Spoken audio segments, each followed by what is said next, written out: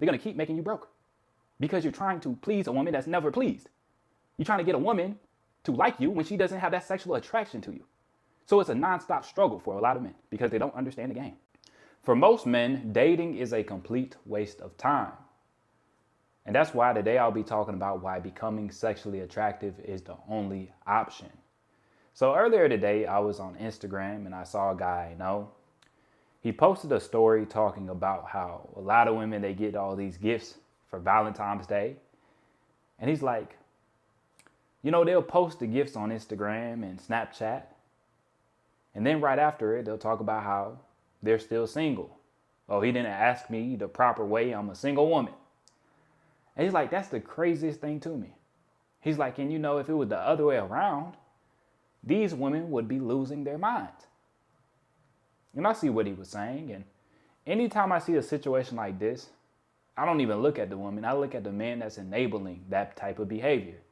Because a lot of guys, they'll look at the woman, she's no good, she's ungrateful, and that may be true. But who is enabling the behavior? It's the simps. I think once you really see the true desire from a woman, when she just sexually desires you on a deep level, there's no going back. No, you don't want to be that simp. You don't want to be that cucked out guy that's going out bad. Once you see the real side of the woman, you don't want to tolerate the other bullshit. The more experience I got, because I used to go out bad. I remember there was times in the past I'm buying chicks things for Valentine's Day when I was like 17, 16 years old. They're not getting me anything back. I'm just happy to buy them gifts. And now people call me cheap because I won't spend a lot of money on the first date. And I'm like, I don't know this woman. Why would I spend a whole bunch of money on the first date if I don't know a chick? And I realized the more a woman likes you, the less you have to do. Now, that doesn't mean you take advantage of people. That doesn't mean you can't treat your lady good. But I'm saying you don't have to prove yourself. And this is the most important thing. You just prove yourself right. You are self-focused, and that will take you the farthest when it comes to your dating life. You see a lot of guys, they always going on the expensive dates. Oh, what do you want to do? You always trying to do whatever she says. That's a game you will never win. See, a lot of guys that get stuck in the trap of trying to prove themselves to the woman out the gate. Oh, steak dinner, sushi, all these different expensive things out the rip. And that becomes the expectation.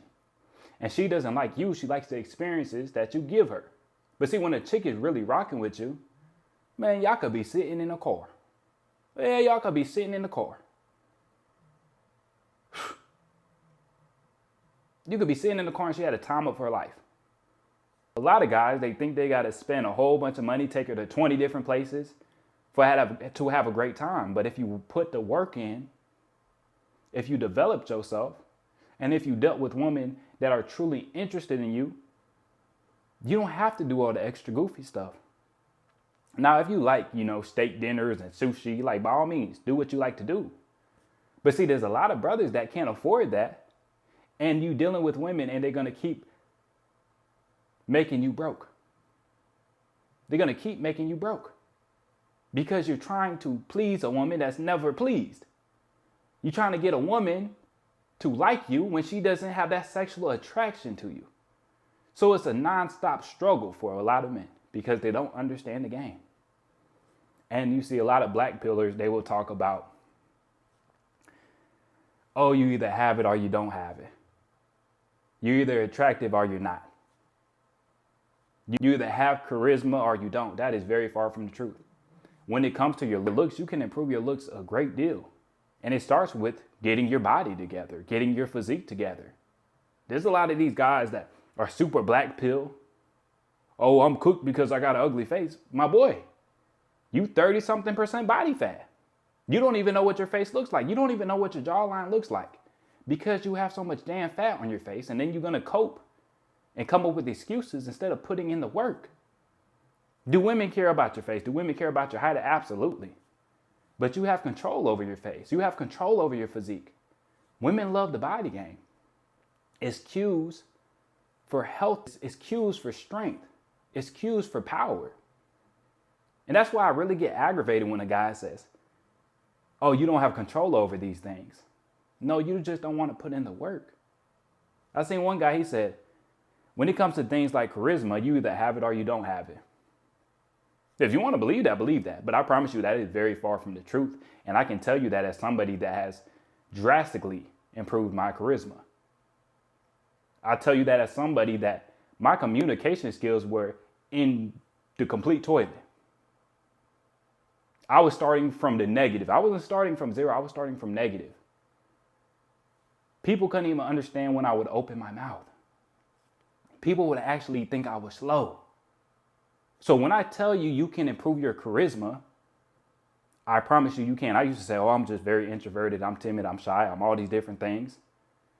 And now when I tell a woman I'm introverted, she's like, no, you're not. A lot of the women that I went out with, they don't even believe that. You're not.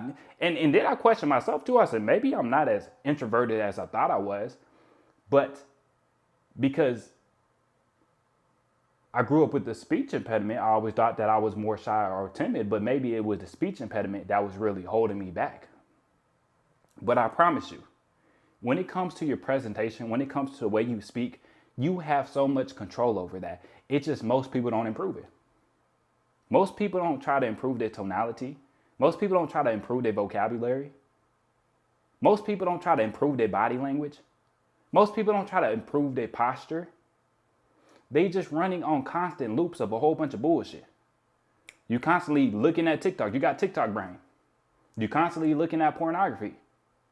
You got the goonin brain. You're constantly looking for quick hits of dopamine, whether it's video games, whether it's women. So you never focus on yourself and make the proper improvements for your life to give you a better life, to make you more sexually attractive. Becoming sexually attractive is a choice that most men won't make.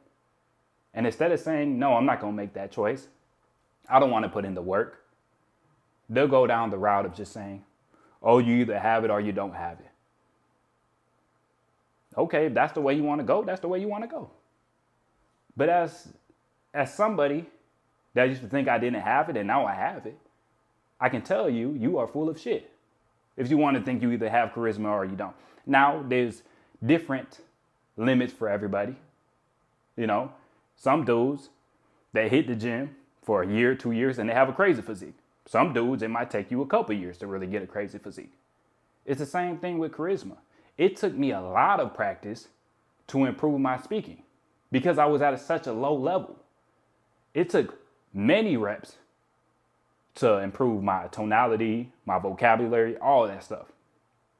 You know, I was the kid in the classroom when I had to read out loud, nobody knew a damn single word I said. So I'm telling you guys, you have so much control over becoming more sexually attractive. It's not just about the way your face looks. Yes, that plays a role. Yes, the body game, your physique plays a huge role. But it also the way you carry yourself, the way you present yourself. When you truly believe in yourself, it shows up in your body language. Like I said, a lot of you guys, y'all posture is cooked. You walk around like this. You walk around like this. So even some of the guys that get their physique together, you still look goofy because you got a hunchback. It's the little things like that. Well, you got to take a look at yourself and say, okay, what do I need to work on? Stop playing this game of, oh, I don't have control over that. That's complete bullshit, man. And I'll give y'all an example. This made me realize, like, when you truly improve your communication, how impactful that is with your interactions. When we were doing the street interviews in Nashville, a lot of the women we would try to interview, they would say, what are the questions you're going to ask us? And at first, we were like, oh, they're very raw. They're very authentic. I can't tell you. We'd say something like that. And that's how Eric was sticking to that script. And shout out to Eric, man. But after a while, I said, that's not working. We got to try something different. And see, even when it comes to your communication, you can change it. You can develop yourself. So at first, we're like, oh, it's really raw. We can't tell you what the questions are. And some of the women like, what do you mean it's really raw? Like, maybe that's not the best choice of words. Talking about it's very raw, it's very authentic, we can't tell you.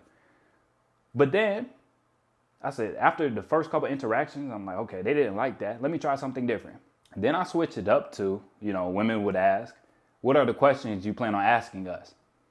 And I said, well, I could tell you, but don't you think that would kind of ruin the video? Don't you think it would be better if it was a little more, spontaneous? And I would say it just like that. And then next, yeah, I guess we could do it. But before, I was kind of doing Eric's approach. He was like, it's real raw and authentic. I can't tell you. They're like, raw and authentic. They looking at us like we finna try to do something nasty to them. So even the choice of words can play a huge role in how people look at you, how people respond. So, dog, I'm telling you, you have so much control over your life, you don't even know. You don't even know. You can improve your charisma. You can improve your tonality, your vocabulary, all that stuff. And that will separate yourself from the crowd. But it's like most people, they're not working on themselves. You're not developing yourself. You just got Goonin brain. You constantly chasing dopamine. And you wonder why you don't have the option that you want to have. You wonder why women don't desire you the way you wish they did. It's because you live life like everybody else. You live like a shit ass. You got titties. You got love handles. What the fuck do you expect? And that's the thing. You got to be real with yourself, man. You can lie to yourself. You can bullshit all you want to. You can keep coping. But at the end of the day, you know you are full of shit. So you decide if you want to keep living like the average man, going out bad, you buying women a whole bunch of gifts and they ain't really fucking with you. You can keep living like that, or you can decide to make a change and become more sexually attractive and then start to have women that truly desire you. And a lot of this stuff also plays a huge role with your mindset and having that true self-belief. I'm also dropping a video on Patreon, so y'all make sure to stay tuned for the guys on Patreon. Yeah, that's all I got for y'all today. Y'all make sure to like the video, subscribe if you haven't, and I'll catch y'all boys in the next one.